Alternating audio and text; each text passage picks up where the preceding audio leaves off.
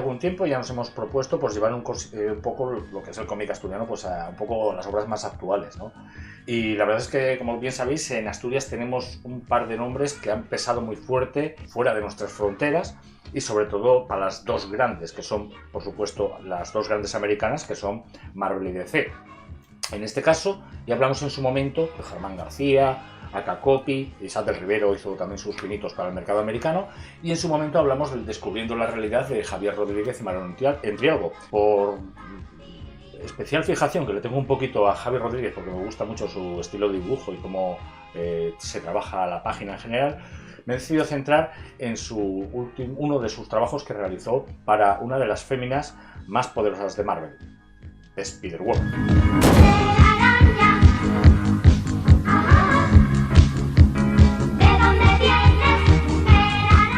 Vale, vamos a hacer 4 pequeños antecedentes del personaje, por lo menos para quien no lo conozca.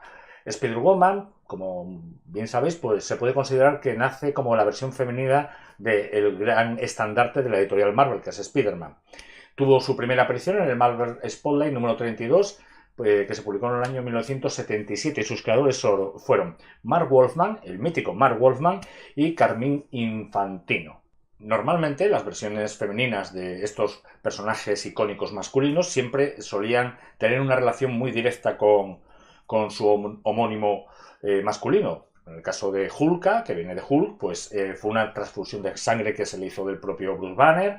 En el caso de, yo que sé, de Supergirl, era la prima de Superman. En el caso de Mary Marvel, pues adquirió los poderes a base del Capitán Marvel. Pero aquí con Spider-Woman pasa una cosa muy curiosa, que es en principio un personaje inicialmente independiente del propio Spider-Man, ya que ella consigue sus habilidades o sus características sin tener nunca ninguna relación con Peter Parker, ya que es su padre, a base de una enfermedad que ella adquiere por intoxicación, aquí sí aparece la radioactividad, por intoxicación por uranio, pues para salvarla investiga de una forma y le inyecta una especie de suero arácnido que a la postre le salva la vida y le acaba dando los poderes que tiene como Spider-Woman, que son también diferentes a los de Spider-Man, quitando 4 cosas básicas como son pues, habilidad y fuerza superiores y este tipo de cosas, pero tiene casi una capacidad de lanzar veneno psiónico, por decirlo de alguna forma. Se pega a las paredes de una forma diferente a Spider-Man, ya que lo hace a través de psicocinesis, y lo más curioso que es incluso originalmente era capaz de influir en los pensamientos de otros seres vivos a base de la habilidad de manipular sus propias feromonas. La psicocinesis. ¿La psicoqueo? ¿Qué es eso? La capacidad de mover objetos sin ni siquiera tocarlos. Ah, vale. Pues la vida de Spider-Woman ha sido muy prolífica en el universo Marvel, habiendo hasta 3 versiones en el universo oficial, el canon oficial de este personaje. La inicial, como hemos dicho, es Jessica Drew, que tenía incluso no la capacidad de volar, pero casi de planear, que por cierto lo han utilizado en la película de Spider-Man muy ampliamente. La segunda Spider-Woman se llamaba Julia Carpenter. Como curiosidad diremos que aunque los poderes eran similares, sí fue prácticamente la primera madre super heroica dentro del universo Marvel. Luego sí, vinieron muchas más, desde Wanda Maximoff, a quien tú quieras pensar ahora mismo. Pero otra particularidad que tuvo es que su traje era casi calcado prácticamente, incluso salió antes que el traje negro de Spider-Man, por lo menos en los cómics. Y era el mismo traje de Spider-Man, el negro, pero con unas botas altas, y en teoría Spider-Man se inspiró en este traje para hacer el suyo negro cuando fue a la Secret Wars. Esta segunda Spider-Woman acabó dentro de lo que es el universo 616, pero todavía hubo otra tercera Spider-Woman llamada Mattie Franklin, que ya incluso tenía habilidades más psíquicas, más psiquiónicas. ¿Más psiquequeo? Eso no significa nada. Ah, vale. Y en toda esta etapa de casi 30 y tantos años de este personaje en sus múltiples versiones, hay que alabar el trabajo de Michael Bendis, que casi lo conjugó todo, incluso unido con el personaje de Spider-Man dentro del Spider-Verse. Nosotros nos vamos a centrar en un arco muy concreto, el arco que pertenece sobre todo al trabajo como dibujante y colorista del asturiano Javier Rodríguez para este personaje. Es decir, que de Javier Rodríguez os vamos a dejar también aquí abajo una descripción y un enlace del vídeo que hicimos sobre descubriendo la realidad de Marvel en Trialgo y para que le echéis un vistazo, y donde también le hacemos una pequeña biografía. Ya sabéis que empezó a trabajar en Froilán, en Asturias, luego pues, se pasó al Víbora, tuvo una actividad muy fuerte en cuanto al tema de fanzines, tiene su propio grupo de música y posteriormente, que se llama Cactus Jazz, es un grupo asturiano, y posteriormente ya cuando empezó a despuntar en el mercado americano, pues con series como trabajando para Marcos Martín, con Batgirl, en su etapa de colorista, y dio más o menos, con el paso del tiempo, dio un pequeño salto a otra de sus grandes pasiones, que es el dibujo y la ilustración. Este es uno de sus primeros trabajos, pero no nos vamos a centrar en el primero, que lo hace también con Spider-Woman y con el guionista de esta obra, que es Dennis Hopeless. ¿Qué? Homeless. Que no sé, que el hombre vivía en la calle, pero Vale. vivía sin esperanza. Llamada Trapos Nuevos. Nos vamos a centrar en lo que es el sexto volumen y sus 10 primeros números, que son prácticamente los que es responsable Javier Rodríguez del dibujo. Y este sexto volumen es el que casi marcó un pequeño hito por la imagen que vais a ver ahora mismo a mi lado. En esta imagen vemos a Spider-Woman, no solamente que se le haya cambiado el traje, que ya le venía del volumen 5 de esta serie de Trapos Nuevos, había trabajado Javier Rodríguez, sino que también es la primera vez que vemos un embarazo en una superheroína madre soltera. De Dennis Hopeless, decir que su máximo trabajo, el que le ha dado más notoriedad, ha sido el Avengers Arena, con el cual ganó un premio Harvey como escritor joven promesa. También habla que ha trabajado para Cable y X-Force, con también cierta notoriedad, y por supuesto con Avengers Undercover. Y al final así se ha vuelto casi un entendido en lo que se conoce el universo Spider-Verse y en concreto de Spider-Woman. Pero mencionar que a las tintas tenía a Álvaro López.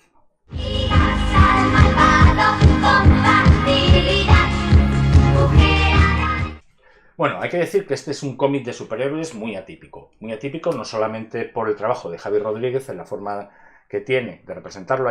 Yo siempre he dicho de Javier Rodríguez ha tenido unas influencias muy de línea clara, de simplista, de esencia muy plana en lo que es el grafismo, con mucha influencia de Steve Rupp, por poner un ejemplo. Se me ocurren 3 o 4 nombres más, pero ese es el que más me viene a la cabeza.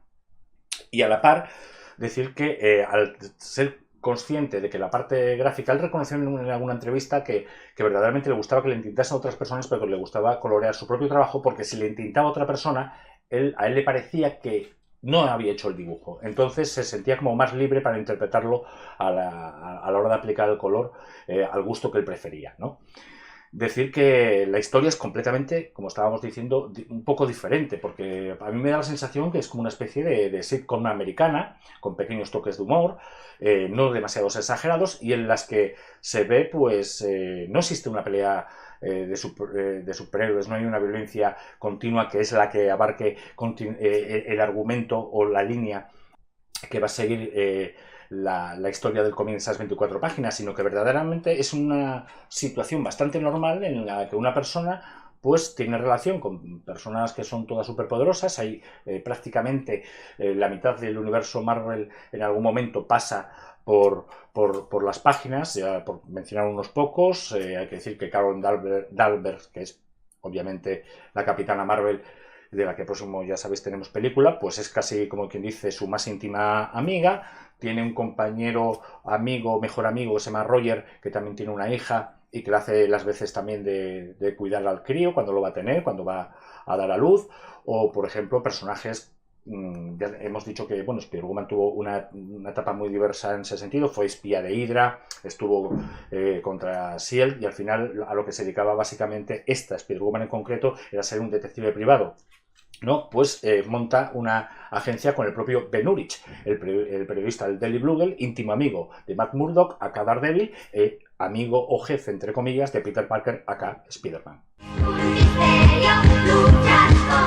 Y es una de las cosas que más me gustó. Y lo voy a decir sinceramente porque desde hacía mucho tiempo, no me encontraba en esa situación desde los cómics de principios de los 80, de los Vengadores o de los Cuatro Fantásticos, en que veías a todos los superhéroes en una reunión como si estuviesen tomando un café de una forma muy liviana y como si fuesen coleguitas de toda la vida, como si fuesen estrellas de Hollywood que se han reunido en un salón para hablar de sus peripecias, ¿no? Eso se perdió, yo creo que se perdió mucho y aquí se retoma, pero con un sentido del humor muy sueltito, muy liviano, no es un sentido del humor de un gag de tirarte a reírte del suelo, pero sí que te saca una sonrisa de vez en cuando. Otra cosa que me gustó mucho son las continuas referencias que hay a todo el universo Marvel en general. En general te digo, por ejemplo, que Carol Danvers, por destripar un poco el argumento, la convence de que al chaval hay que llevarlo a nacer a un sitio apropiado porque, oye, no es un chaval normal. Y lo llevan a un centro médico que se le conoce como Alpha Flight. Pequeño guiño, para quien no lo sepa, Alpha Flight fue el grupo de superhéroes de los años 80 en el que, por ejemplo, Chris Claremont y John Byrne hicieron de las suyas y que para mí era uno de los grupos de mutantes menos conocidos y que verdaderamente más me gustaba, con Vindicador al frente y líder. Aquí toman ese nombre, hacen una pequeña referencia y lo utilizan para construir este pequeño hospital que acaba siendo como una especie de Men in Black o algo así, porque según entras hay un montón de extraterrestres por todas partes y de mujeres extraterrestres que van a punto de dar a luz y crea una situación ya no solamente de gag físico, sino un gag casi solamente puramente visual, ¿no? Son imágenes que gracias al talento de Javi Rodríguez por sus expresiones faciales, por su tratamiento de la composición de página, te hace sacarte una pequeña sonrisa de los labios. Hay que decir que hubo un par de cosas que me gustaron mucho en el sentido de que no se toma nunca la obra demasiado en serio. O sea, no se llega a romper la pared, como pasó en la Hulka de John Byrne, por ejemplo, en esa que Hulka estaba continuamente hablando con el lector, pero a ti te parece normal que me pasa esto, como yo estoy hablando ahora mismo con vosotros, como si no existiese.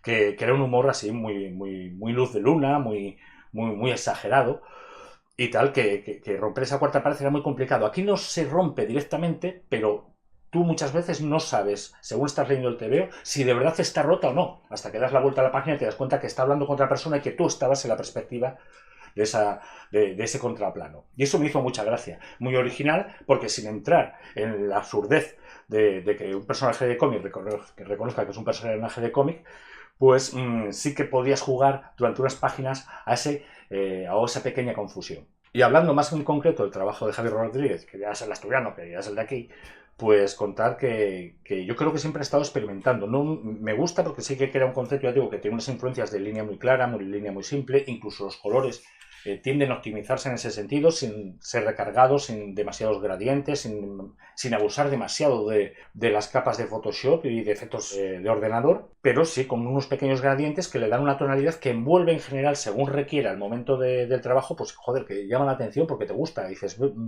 estamos pasando una situación crítica, te mete unos tonos muy oscuros, de una forma un poco más oclusivas, que es una cosa que tiene que impactar, vamos a tonos claros, siempre en general bastante apastelados, pero yo creo que es uno de los grandes aciertos que tiene Javi, que es que maneja muy bien las sensaciones que transmite el color. Se me está ocurriendo ahora mismo la idea, sale un agujero negro en un momento de la obra y el centro del agujero negro es un sin par de luz de color de arco iris, cuando se supone que el agujero negro pues no emite luz, es una cosa y juega mucho con ese estilo de grafismo que le da un toque muy original. Y decir que encargándose de casi todas las portadas, porque ya contaremos que hubo un parón, porque él estuvo durante los 10 primeros números que estuvo, un crossover dentro de lo que sería Spider-Verse con el Universo 616, donde tiene interacción con Silk, otro personaje con Seda, otra Spider-Mujer, por decirlo de alguna forma, y la propia Spider-Gwen,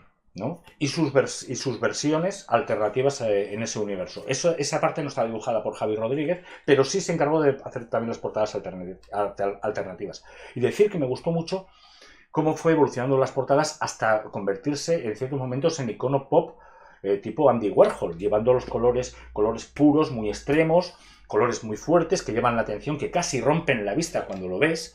y que rompe también, en ese sentido, con la tendencia habitual de colorear en el mercado que en ese momento se estaba publicando, que era el mercado americano y por ende a donde se exporte el producto. Esto le viene obviamente de su gran trayectoria que ha tenido desde los comienzos como colorista en Batgirl de Marcos Martín, como luego su posterior trabajo en Daredevil o en Spider-Man. También hablar de las perspectivas. Las perspectivas son preciosas. Yo me noto dentro de la ciudad, dentro de la simplicidad que eso lo consigue mucha gente como Alex Toth o como mencioné a Steve Ruth antes. Con pequeñas líneas te crea un paisaje, una perspectiva de dónde tienes que estar situado. Un plano general es un plano general, no tiene que ser complejo excesivamente para que tú te enteres exactamente qué está pasando o que tengas... jugando con un juego de luces y de masas negras, tengas la sensación de que casi te enfrentas no a una foto, pero a algo realista, que se puede tocar, palpar, que hay sensibilidad ahí, ¿no? Y por último, yo no me marcharía ya sin mencionar que, aparte de la evolución, que ha sabido muy a poco en estos 10 números, esos pequeños cortes que hubo, porque también hubo un corte antes de que acabase el 10º número con Civil War, en la que también se ocupó de las portadas, pero sí que dio la sensación, una vez que ves los números posteriores, que están a cargo de Verónica Fish, por cierto, una mujer dibujante encargándose precisamente de uno de los personajes femeninos más importantes del universo Marvel. Decir que a partir de esta segunda etapa, que ya digo que pasa, que es como digamos el inicio del embarazo, de tener al crío, con sus pequeñas aventuras con los Skrull, con un pequeño villano que va saliendo cada 2 números, y de presentar el plantel secundarios que va desde Ojo de Halcón como uno de los mejores amigos, que Javi, por ejemplo, representa. Tú no sabes qué es Ojo de Halcón, pero inmediatamente lo sabes, porque con el color, simplemente con el color de una camiseta negra, y saber que tiene un triángulo haciendo de flecha de color morado, inmediatamente dije, tú identificas, este es Clint Barton. Y posteriormente lo que ocurre es que ya se vuelve un poquito más arquetipo superhéroe. O sea, tienes villanos unitarios, desde el Wendigo o yo que sé, el tiburón tigre, que aparecen durante un número y luego hay una subtrama que es la emocional, pero ya se ha diluido bastante. Se convierte en un cómic muy típico ya de superhéroes, que para mí es un poco la deficiencia que tiene, no solamente por la marcha de Javi de la colección, que aún así estuvo haciendo un tiempo las portadas, y en las que Holness en ese sentido pues perdió un poquito la chispa y la gracia que podía, ¿sabes? Yo creo que se podía haber profundizado, por lo menos en cuanto al guión, mucho más en lo que era todo el juego argumental que daba esa situación tan peculiar de una mujer superheroína, investigadora privada, que ha sido incluso perseguida por la ley, que ha sido espía, y que daba mucho más de juego a la hora de desarrollar pues muchas historias, muchos iconos, muchos más gags, muchas historias más costumbristas, más cercanas, y que se me quedó un poquito corto, como pues el problema de que bueno, que quién se ocupa del niño mientras voy a salvar el mundo, o si debo salvar el mundo o no, y de repente que pues tenga que un amigo superhéroe venirme a cuidar al crío, como una persona normal, y se me quedó ahí muy corto. Luego ya pasó para mí, para convertirse hasta el número prácticamente 15-16, que ya no estaba Javi, en un arquetipo de cómic de superhéroes al uso.